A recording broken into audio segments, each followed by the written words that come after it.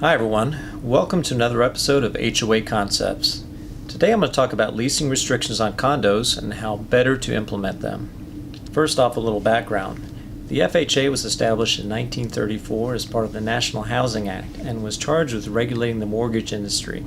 Over time, the FHA started financing housing projects and also guaranteeing loans to promote home ownership and provide lower income citizens with an opportunity to own a home. Today, about 15% of loans are FHA loans. In order to preserve the value of the homes that the FHA is underwriting, they put forth a lot of regulations that the condo communities must follow in order for borrowers to be eligible for loans for homes in that community. One of the big regulations is the number of homes in a community that can be owner-occupied or rented. So they restrict the number of rentals in a community. Often there's a perception in the community that the more owner-occupied units you have, the more vested the community will be in keeping it maintained well. And traditionally, I think they found that the predominantly investment property communities don't maintain the value as well as owner-occupied communities.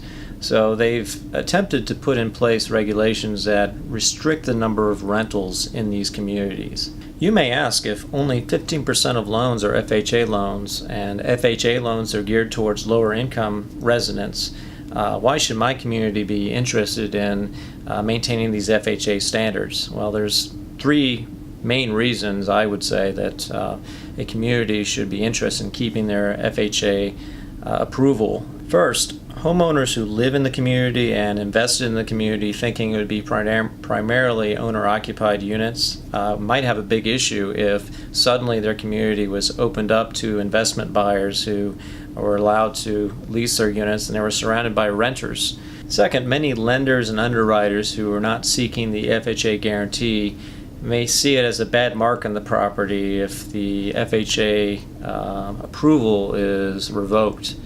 And this actually may reduce the chance of more traditional loans being underwritten. So it can actually affect a broader segment of the population who may be wanting to buy units. Third, some buyers may be turned off that there are more renters in the community than homeowners. And they may not like that dynamic. They may want people more quote-unquote vested in the community, which there's a common perception that owner-occupied units will be more stable, justified or not. So generally, HOAs restrict the number of people that can rent in their community. Usually that's between 25% and 50% of units. However, each association has different rules specified in their covenants.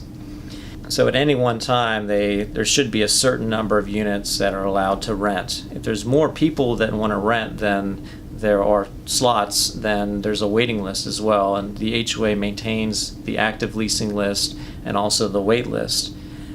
So if you're on the wait list, you have to wait for a spot on the active leasing list to open up before you're allowed to rent. So another question that comes up is, how do associations generally define a unit as a rental? Generally, a rental is any unit that is not owner-occupied or is not a second home is occupied by someone else and not the owner. Sometimes they'll ask for proof that the owner is living there, such as a utility bill, a car registration, a driver's license, something that shows the address and the name of the owner. And that generally is sufficient proof for any association that the owner is actually living there.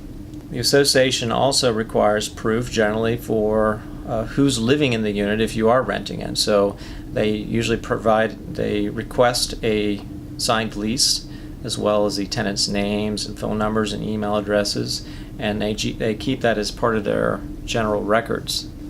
The FHA actually restricts what the HOA can and cannot ask for from the homeowners. So to see a full list of that, look down in the comment section below, and there's a link to a list of all the items that the FHA can and can't ask for. So how do the HOAs keep track of all the leasing from an administrative standpoint? Generally, the property manager keeps a spreadsheet of all the homeowners on the active leasing list and also the waiting list.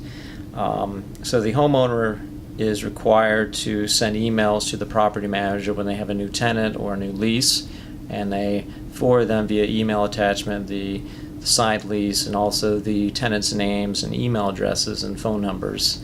The property manager is responsible for keeping track of that list, the deadlines, the dates, and also corresponding with each homeowner to make sure that they comply with all the covenants, rules, and regulations, and are providing the adequate information. There's a much easier way to do this with the OwnerGo PrimaLease product, which is a free website that HOAs can use to maintain their leasing lists. The homeowners log into the site, they upload their lease information, that's sent to the property manager for approval, and all the manager has to do is hit a button to approve the lease or reject the lease.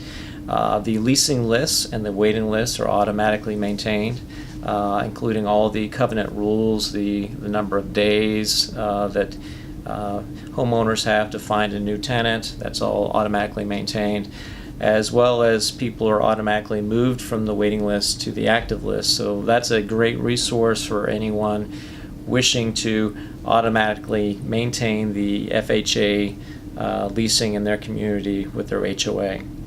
For more information about FHA loans or the free PrimaLease product by OwnerGo, click the link below in the description. If you like this video and to learn more about the topics concerning your HOA or property management, click the like button below or subscribe to my channel.